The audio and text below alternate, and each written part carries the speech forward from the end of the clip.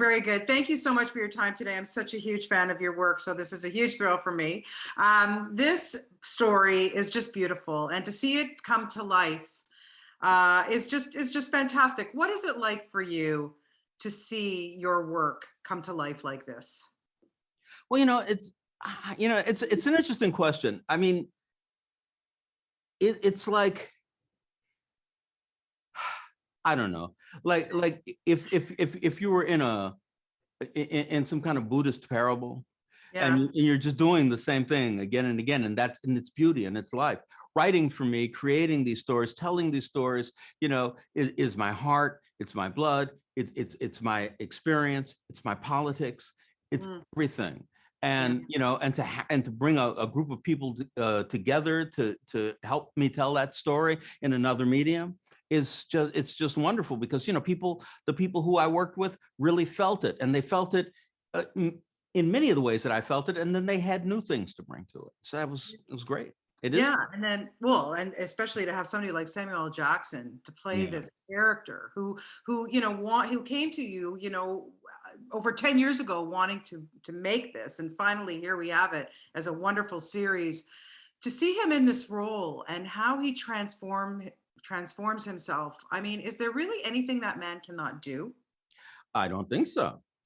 I don't think so. That was good. Sam Kennedy said he wanted to do it, and and he explained to me how well he understood the book and that story and the subject of that story. I Yes. just, like I don't know. I guess you could say, well, can Sam do that? I mean, can Nick Fury play, Ptolemy Gray? And Yeah. and the truth is, uh, who am I to question it? And I was right. I mean, he's is extraordinary. He's an extraordinary actor.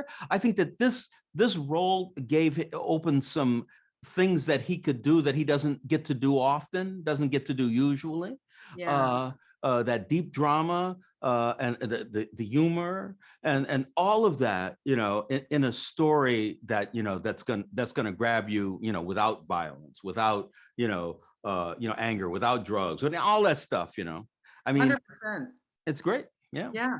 Yeah. And you bring up some amazing concepts in your book and in this series about people who are dealing with dementia. First off, everybody needs a Robin in their life. To Yeah. have young people care for the elderly so selflessly, Mm-hmm. it's beautiful. And I really hope that that gets across, A. And B, for people who are dealing with, this terrible, terrible disease, to be able to go back and try to bring back your memories, even though you might not live for much Mm-hmm. longer. Where did you come up with that? And would it be something that you would want to do? Well, I think that one, when you experience somebody who's having dementia, somebody you love, the first thing you think when they're there is, I wish they were back. I wish I could have them back in my life. I wish I could be back. And they wish the same thing. They're like, trying to get to that place where they used to be, but it's so difficult, right? Yeah. That's the first thing I want. And so that's the kind of, the fable of the story. But the other thing is what are you willing to pay for that? Right. What are you willing to pay to have that again? And to have somebody say, I can give you 6 weeks, you might live 10 years like this, but I can give you 6 weeks and you're going to be dead. And for you to say, it's worth more to me to tie up the loose ends of my life than it is to just slowly drift away into the fog. Yeah. And tell me a little bit about working with youth. And was that something that you researched, finding that maybe there are good young people out there who will take care of the elderly? Well, I didn't have to research that. I mean, there are young people who, people in my family. It's interesting when people. Like I had a friend named Stephen. Stephen's father. Well, his grandfather actually first, was in dementia, and they just took care of him. Yeah. That was just it. And so Right. he experienced it. He said, "Oh, well, get your grandfather, his milk, and he would go get the milk because that's the job, Yeah. And when you're if you introduce people to that when they're young, then it comes naturally, right?